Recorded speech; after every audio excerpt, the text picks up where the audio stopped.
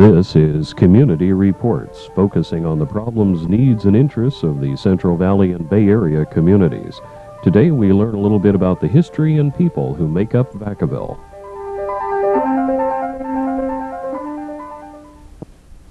Chances are that if you were a traveler along the old Lincoln Highway back in the 30s or 40s, that's the Interstate 80 to us nowadays, you would have seen the agriculture industry at full strength. Not only grapes and nuts and grains, but cherries, prunes, pears, and other deciduous crops were being dehydrated and shipped internationally. In fact, in 1925, over 1,350 train carloads were shipped to the East Coast markets. Vacaville was truly on the world trade map. Chances were also real good that after driving along on a hot, dusty road with not exactly the best shock absorbers, you would have wanted to stop at a roadside stand like this, maybe have a glass of lemonade or share a watermelon with some friends. Who would have suspected that the name The Nut Tree would stay with Vacaville and become a modern-day landmark? Well, we met with Ed Powers, whose dad founded The Nut Tree, and we learned more. My grandmother was born on this property in 1858, and she lived her entire life on this property, and this was the last house that she lived in here. And it was built in 1905, cost $6,500, and the neighbors told her when they built it that they ought to wait till things were cheaper and it was too expensive. And the last time we painted it, it cost us many times that much. In 1921, my mother, being the youngest of four daughters in the family, was chosen to go to Davis to learn how to prune trees because there was no sons in the family, and they needed somebody to take care of the ranch. So she went to Davis, and my father was just out of World War I, and he'd been sent to Davis from Chico to find out how to prune trees. And 9 months later they were married, and they bought the property across the street from the Nut Tree, and that's where I was born, and that is now the eastbound lanes of Interstate 80. Shortly after that, my dad, being an entrepreneur of some kind that had dealt with in a family that had sold things out of the front yard, they decided that they would set up and sell fruit over the 4th of July on what was then just a 2-lane dirt road, or barely paved gravel. And that was in 1921. They did it over the 4th of July, and they sold $50 worth of fruit, and they found out that the people that went up the next day came back. They needed somebody to talk to. They needed water for their Model T, and by fall they built a small building so that they could continue servicing it. And that was really the roots and the start of the Nut Tree, and they named it the Nut Tree because there was a large black walnut that had been planted there when one of the family had come out in a wagon train through Arizona. They picked up an Arizona black walnut on the Gila River and had brought it out here and planted it. And by that time, it had grown to be a large tree, and it was a natural place right next to the road to set up a prune tray and an American flag and an umbrella and some fruit, and that was the start of the Nut Tree. I went on, the Nut Tree went on through the Depression and on to World War II, and when World War II was over, my brother and my sister and myself came back into the business. We'd worked in it as children before the war. We came back and started out, and I had been a B-17 mechanic during the war and always liked aviation. So although I was in the food business, my heart was pretty much in aviation, and I bought an airplane and I flew it and dreamed of having an airport at the Nut Tree. And by 1955 I was able to put an airport at the Nut Tree that was privately owned, and that was the start of the Nut Tree Airport. And it gave us air access as well as freeway access, although at that time it was still 2 lanes right after World War II in front of the Nut Tree. Today with the frontage road, I think it's about 15. And so it's been an interesting, long development time as the Nut Tree and the family have put different things into it that have appealed to them, and we're still here doing that today. All this tract out here is an industrial tract on the end of the airport, which is a very compatible use.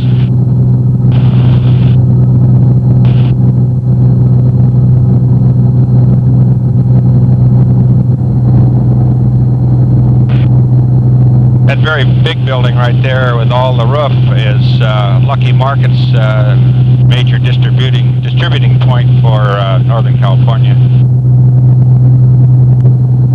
This is right on. This is right on Highway 5 where it connects with Interstate 80, and so all our customers from the north up from Redding down and Oregon come down this road, and it joins Interstate 80 right there at the nut tree, just to the east. It's just in recent years that any growth at all was to the east of Interstate 80. Vacaville was historically on the Highway 40, the old Lincoln Highway, went through Vacaville, and then in about after the war they built the cutoff of Vacaville, and 20 years later it started to grow on this side. You can see the hills right in the middle of Vacaville that are totally devoid of building, and that's one of the big benefits of the airport, I think, to the city, is that you've got a large open space right in this community that not only serves aviation, but really gives a breather to the freeway and to the growth. Well, today we've got, it's like flying around on a bowl of soup. We've got a lot of haze in the valley today, and clear over to the coast, it takes you, we're at 1,500 feet now, and it looks like the top of it's about 2,000, and from above that it's clear. You can see straight ahead of us is Travis Air Force Base, and it's one of the big employers and big users of Vacaville, although it diminishes as the growth of Vacaville takes place. Now we're over Fairfield right here, and then you can see, then there's some green space, then you can see the tower standing up there. And the tower and everything to the west of it there is Travis.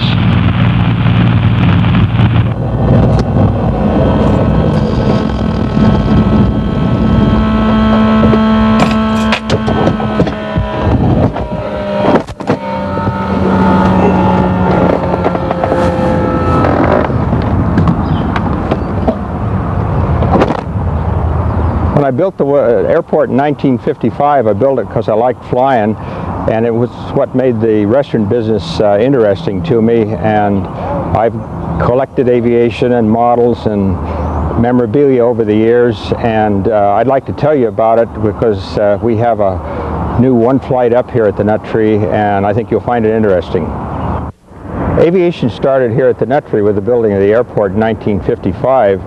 And with that, we put in a little book section on aviation, and we added charts, and we found that the flyers liked the selection of books, and they wanted a chart to fly wherever, and they knew we had it, and they'd come in here to get charts, and we expanded it over the years. And I started a collection of things at the same time, wherever I was. If I saw a print or found a model maker or something of interest like that, I would buy it and put it away in a box. And the big news is that I guess that when we opened the box and opened up one flight up, we put some of those things out, and we're finding them as interesting as the customers. And we've been getting a lot of nice comments from people my age that fought in World War II and flew airplanes, and we can tell war stories up there by the hour, because people come in and they're remembered and reminded by the memorabilia we have of their days of flying. And so I've had many, many long conversations with very, very senior pilots and people that wish they'd flown more, and there's just any number of stories that you can hear by being on the floor up there, and I've enjoyed that part of one flight up a lot. Now this is a picture of my brother, and there's a photo of him. He was one of the first aviators, I guess, in the United States, one of the first. He started flying in 1909, so that was a long time ago. A long time ago. And I have his wife is still living, but he passed away smoking cigarettes. I know. And his widow, I've been in contact with her, and she said she has a lot of articles on Lindbergh and John, my half-brothers. They called him Tex, because he did live in Texas. And so I'm trying to find a book with articles about him. I have a photo at home, but it's being copied, so I didn't bring it in. But This came out of a magazine from East, I Okay, guess. so this is your brother here in this Yes, magazine. this plane he's in was one of the first ones built, and the pilot crashed and was killed, and so he bought it. Then he crashed it, but he wasn't injured badly.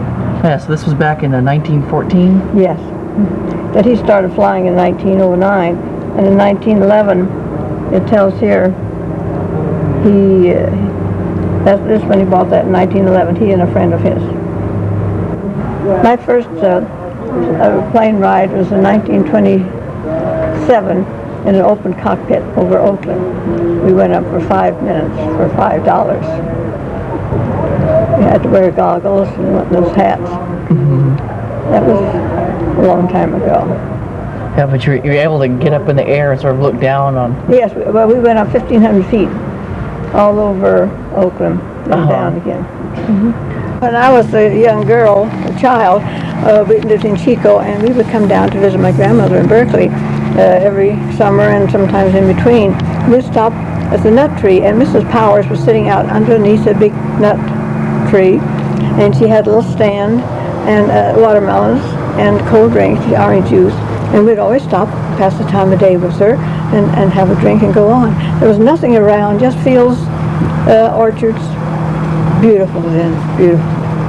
Of course now it's beautiful too, because the nut tree is a wonderful place to shop, to look around and everything. I live in Leisure Town. I've been over here hundreds of times. Even when we lived down to the Bay Area, we'd come up for the day, and we'd always come over to the nut tree and we'd have our lunch after they opened the restaurant. So it has a lot of memories Oh for you. yes, yes. And every time I come, they've got something new, and they've got things that you can't buy anyplace else, no matter where you go.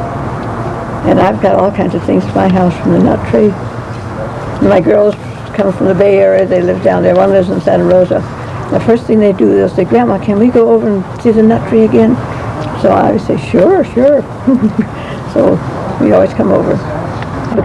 At one Flight Ep's opening, we were honored to have Chuck Yeager come down, and he arrived at 1 o'clock, and there was literally hundreds of people on a rainy day that were waiting to see him.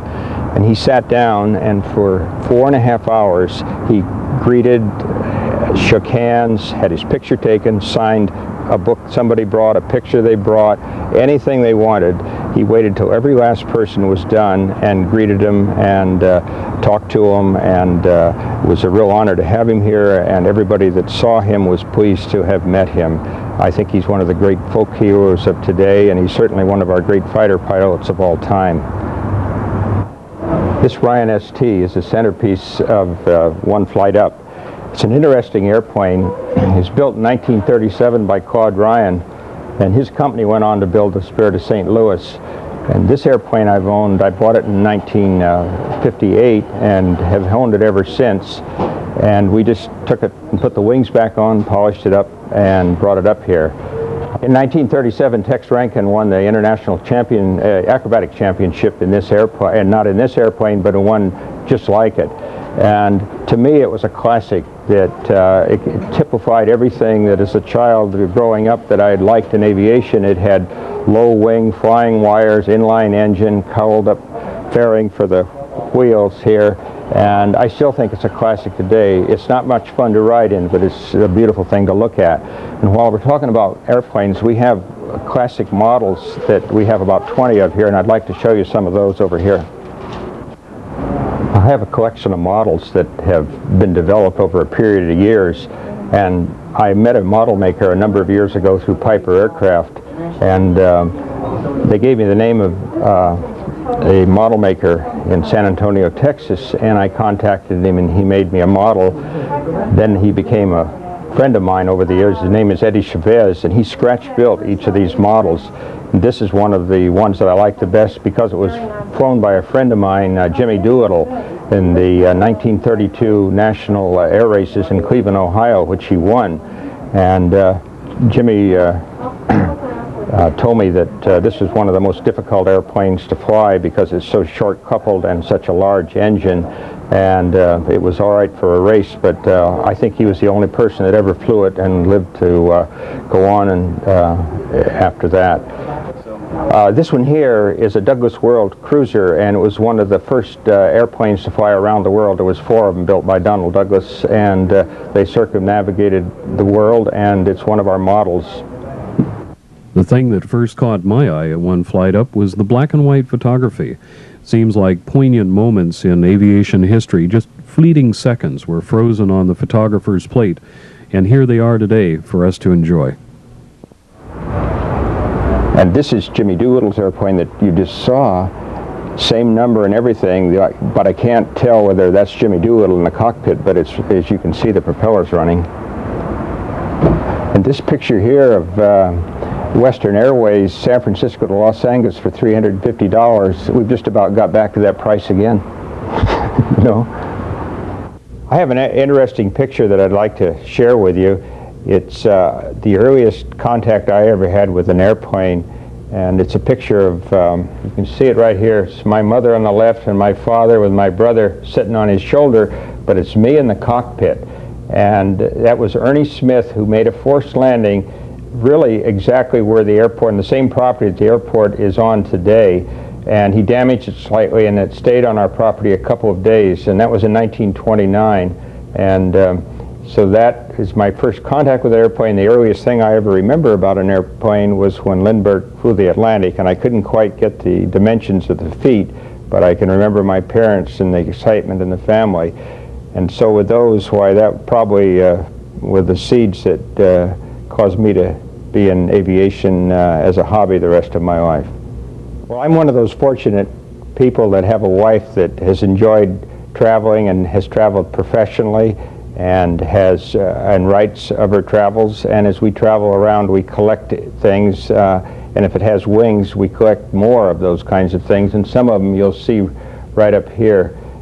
The most exciting thing about my wife is that she's learned to fly my P210, and I had the thrill just recently of having her take me for a ride in it, and that's going to mean that I will be flying till I'm 95, I hope. Hello, I'm Hal Hobrecht, a school teacher, and I come down here on the weekends and visit with people about science and rocks and geology. I would like to show you one here that's an amethyst. This is from Brazil. Down in the jungle, up high on the mesas and the black lava, the natives had dug this and dynamited this. If you can just imagine this piece fitting in here like a jigsaw puzzle, and then these people bringing this out of the jungle for you to view. Are you familiar with the chambered nautilus? An octopus-like creature lived in here and went along and ate fish.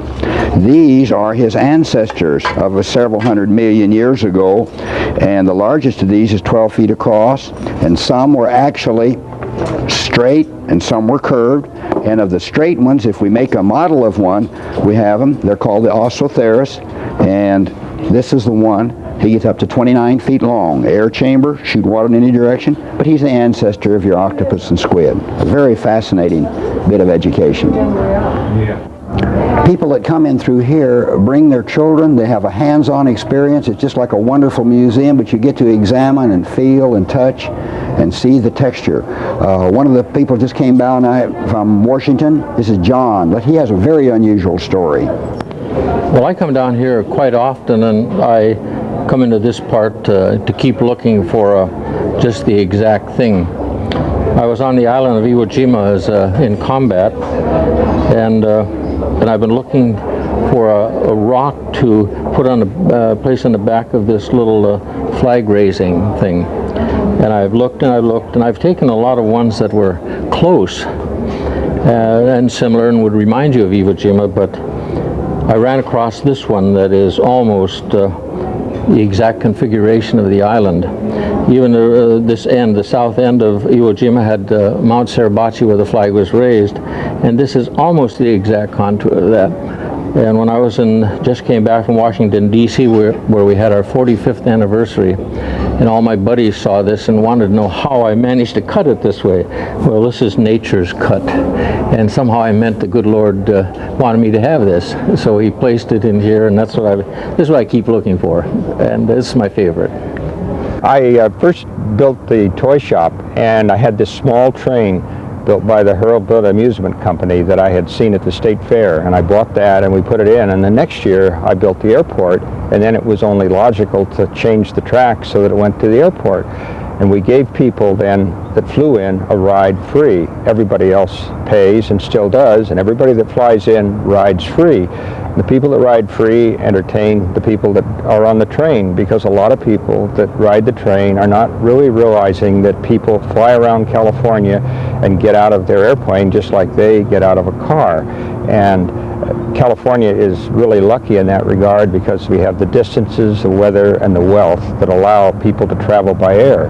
And by having an airport, it gave us air access to the airways of America, and we were able then to have those people come to the Nut Tree, and with a draw like a little train and the California food that we serve and the aviation aspects to the people that have airplanes, it became a kind of a place that everybody with an airplane wanted to come. And so we've been able to greet many Californians and Westerners here at the Nut Tree Airport.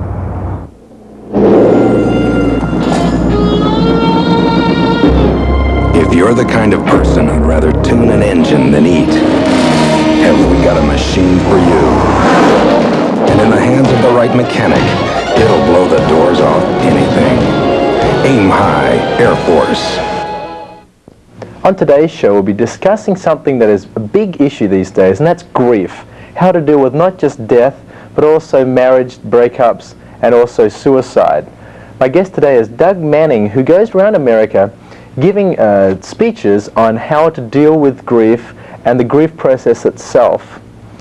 Doug, what's your background and what led you to the point that you're at right now with dealing with grief? Well, I was a minister for 30 years, and in that time, of course, dealt with an awful lot of people that were in grief. I had a couple that had a child die very suddenly, and the wife was hysterical, and the doctor was trying to get her to calm down, and her husband was trying to get her to calm down. And she stopped and looked at them and said, "Don't take my grief away from me. I deserve it, and I'm going to have it."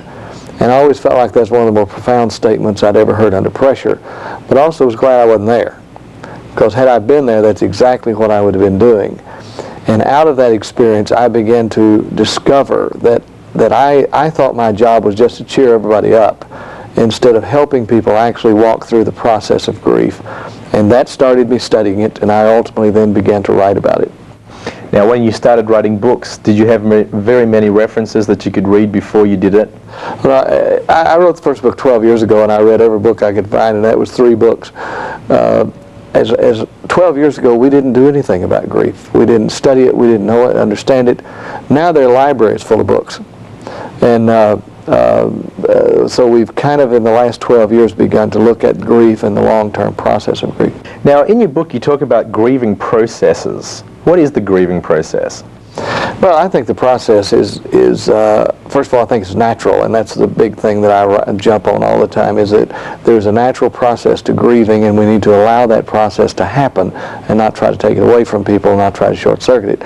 The process has been described a lot of times as in stages.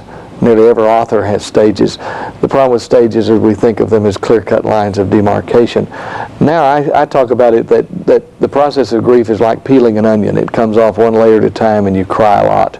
And we talk in terms of these layers that we're gradually digging through. When it comes down to grief, is there one sort of incident that maybe makes people grieve more than others? Everywhere I go, everyone wants to know who has the worst case of grief. You know, is it worse to have a spouse die or a child die or a suicide? And I always say that grief only comes in one size extra large as far as the pain's concerned. Now there are differences. For example, I have a friend whose husband died, and then she remarried and had children, and then a child died. And she said the difference was that when you lose a spouse, the grieving is a process of turning loose, of saying goodbye. But when you lose a child, the grief is a process of hanging on. because you don't feel like the child has lived long enough to establish significance, and you feel like you have to establish it for them. So there's a tendency to hang on. And that's the reason anyone has suffered the death of a child really wants to talk about the child. We're always afraid to bring the name up, and we think we're opening up our wounds. But they're very anxious because that helps establish the significance of the child. The hardest time for me is dinner time. I've been eating out a lot, but that kind of gets old after a while too. Sometimes I just skip it. But well, Cindy was no Julia Child, but she could make that microwave hum. I guess we were kind of old-fashioned. I mean, we almost always ate dinner at the table and no TV. We talk about anything important or silly. In fact, it was at dinner time that she told me about. Anyway, dinner time is something I just soon not come around every day. Maintaining a regular schedule, including meals, may seem pointless sometimes. But it is also one of the important steps to take. To have some everyday, mundane sorts of activities. It's a way of reminding yourself that life does go on. One day, shortly after the ladies in my Sunday school class stopped bringing by casseroles, I was sitting in my living room, winding a ball of yarn and listening to the quiet. At first it seemed peaceful, but then suddenly all of the creak and pops of my old house sort of frightened me, and I began to talk to myself. I said, "Take it easy, Sadie, old girl. You've been in this house alone before." And then it hit me. Alone. I'd never been this alone before. I went to the radio, turned it on loud. There is no way to pretend that working through grief is easy. In fact, I think it is helpful to think about grieving as doing the hard work of mourning. And it is hard work. Suddenly, the whole direction of your life has been shattered by your loss. And your life is taking a totally different direction. Feelings of shock, numbness, and disbelief may be followed by feelings of anger, even rage at times, only to stumble through moments of doubt, intense sadness, and sometimes despair. Ken, as you can tell from the video, folks are in grief, and the ones that are in grief need some friends. I think most of the help people get in grief will come from their friends. Unfortunately, most of the hurt they get will also come from their friends saying the wrong things, doing the wrong things. I always tell everybody that people in grief need the 3 H's. They need you to hang around, they need you to hug them, and they need you to hush.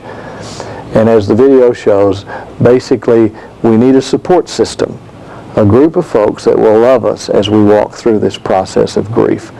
That's the reason I'm so excited about leaving the videos here and having them available to anyone that will call the Harry A. Nauman funeral service at 452-6157, free of charge.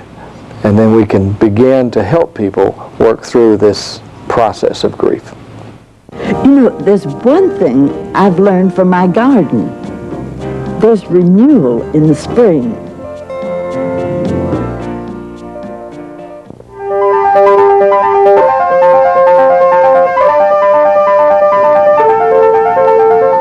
The opinions and views expressed on community reports may not necessarily be those of the staff or management of Family Stations Incorporated.